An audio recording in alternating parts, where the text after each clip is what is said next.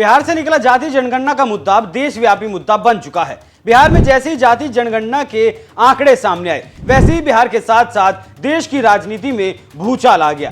राहुल गांधी ने भी Congress working committee की बैठक में 4 राज्यों में जातीय जनगणना की बात कह दी। राजस्थान, हिमाचल प्रदेश, कर्नाटक, छत्तीसगढ़ में भी जातीय जनगणना की बात कह दी गई। वहां के मुख्यमंत्री भी अब कह रहे हैं कि जातीय जनगणना होनी चाहिए, गरीबों का उत्थान होगा, पिछड़ों का विकास होगा। लेकिन आज बात ना तो राहुल गांधी की है और ना ही जातीय जनगणना की। आज बात करेंगे कि बिहार की राजनीति में विद्रोह कैसे हो गया और इसका कारण क्या है। हालांकि कारण इसका जातीय जनगणना ही है, लेकिन कैसे इस जनगणना के बाद राजनीति में बिहार की विद्रोह सामने आया है। नमस्कार, एनएमएफ न्यूज देख रहे हैं आप। मैं हूं आपके साथ अभिषेक पुंडीर। कास्ट सर्वे की रिपोर्ट से नीतीश कुमार और लालू यादव की पार्टी के हौसले इतने बुलंद थे कि मानो जग जीत लिया हो। हालांकि ये खुशी ज्यादा दिनों तक नहीं टिकी और जो हवा बनाने की कोशिश की गई थी वो हवा खुद हवा हो गई, क्योंकि इस मुद्दे पर लालू यादव अब घिरने लगे हैं। और लालू ही क्यों घिरने लगे हैं, लालू यादव के युवराज भी घिरने लगे हैं। राजनीतिक भविष्य पर संकट भी मंडराने लगा है। कास्ट सर्वे के बाद लालू की पार्टी के नेता लालू के लाल का ही विरोध करने लगे। आरजेडी अति पिछड़ा प्रकोष्ठ अध्यक्ष और एमएलसी रामबली सिंह चंद्रवंशी ने कहा है कि 1 नंबर की कुर्सी आर्थिक रूप से पिछड़ा समाज को मिलनी चाहिए। रामबली सिंह ने आबादी को आधार बनाकर यह दावा किया, नंबर 1 की कुर्सी उसे मिलनी चाहिए जिसकी संख्या सबसे ज्यादा है।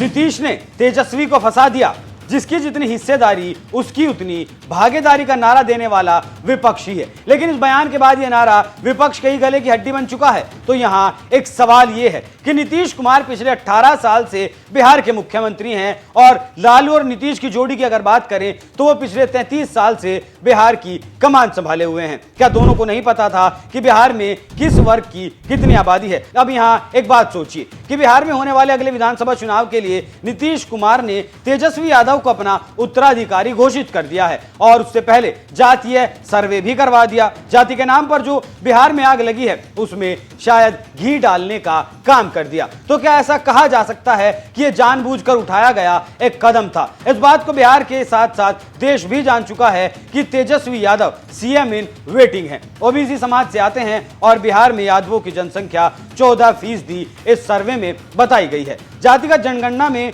ओबीसी की आबादी बिहार में 27%, वहीं ईबीसी वर्ग की आबादी 36% बताई गई है। आंकड़े सामने आने के बाद सबसे पहले आरजेडी प्रमुख लालू यादव ने ही कहा था कि जिसकी जितनी भागीदारी उसकी उतनी हिस्सेदारी। अब आरजेडी एमएलसी ने इस बयान के आधार पर नंबर 1 की कुर्सी की मांग कर दी है। तो क्यों ना कहा जाए कि आरजेडी पर दोहरी मार पड़ने वाली है। तो क्या तेजस्वी यादव मुख्यमंत्री नहीं बन पाएंगे? आरजेडी एमएलसी रामबली सिंह चंद्रवंशी का अति पिछड़ा सीएम की बात करना सियासी तौर पर तेजस्वी के लिए खतरे की घंटी साबित हो सकता है। यह तेजस्वी यादव की ताजपोशी के लिए खतरनाक संकेत भी हो सकता है। बीजेपी इस रिपोर्ट के आने के बाद से ही अति पिछड़ा को सीएम बनाने की मांग कर रही है, क्योंकि बिहार में सबसे ज्यादा आबादी उन्हीं की है और प्रधानमंत्री नरेंद्र मोदी भी कह चुके हैं कि देश में सबसे बड़ी आबादी गरीब की है। ऐसे में सबसे बड़ा सवाल है कि क्या तेजस्वी यादव अब मुख्यमंत्री नहीं बन पाएंगे? सवाल यह भी है कि क्या तेजस्वी के राजनीतिक भविष्य पर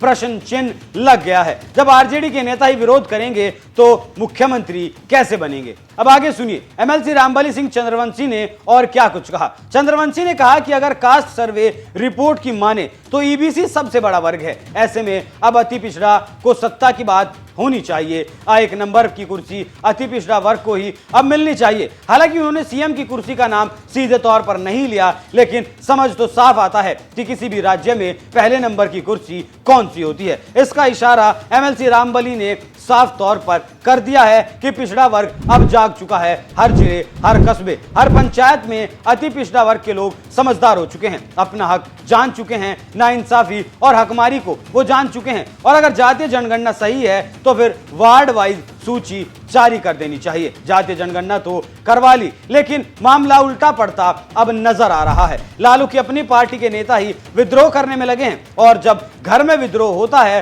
तो फिर मंजिल दूर हो जाती है, रास्ते भी अलग होने की आशंका बन जाती है। हालांकि इससे पहले जेडीयू से भी ऐसी खबरें सामने आ चुकी हैं जब पार्टी में विद्रोह की खबरें सामने आई थी, लेकिन अब तक वहां सीधे तौर पर नीतीश कुमार के खिलाफ कोई आवाज उठती हुई अभी तक तो नहीं दिखाई दे रही है। हालांकि ये बात अलग अलग है कि जेडीयू के नेताओं में टूट फूट हो सकती है, ऐसी भी खबरें बिहार की राजनीति से अक्सर निकल कर बाहर आती हैं। लेकिन आरजेडी के नेता ने तो सीधा सीधा तेजस्वी के खिलाफ ही मोर्चा खोल दिया। अब बिहार की राजनीति एक अलग मोड़ जरूर लेगी, लेकिन उस मोड़ की मंजिल क्या होगी वो देखना दिलचस्प होगा, क्योंकि बिहार में यादवों की जो जनसंख्या है वो 14% है और जो पिछड़ा समाज है वो 63% के आसपास आता है। तो ऐसे में जो एमएलसी ने रामबली ने मांग की है उसका कितना असर लालू यादव की पार्टी पर होता है, और इस बयान के बाद लालू यादव की पार्टी या फिर मौजूदा सीएम नीतीश कुमार इस मामले को किस तरह से टैकल करते हैं, इसका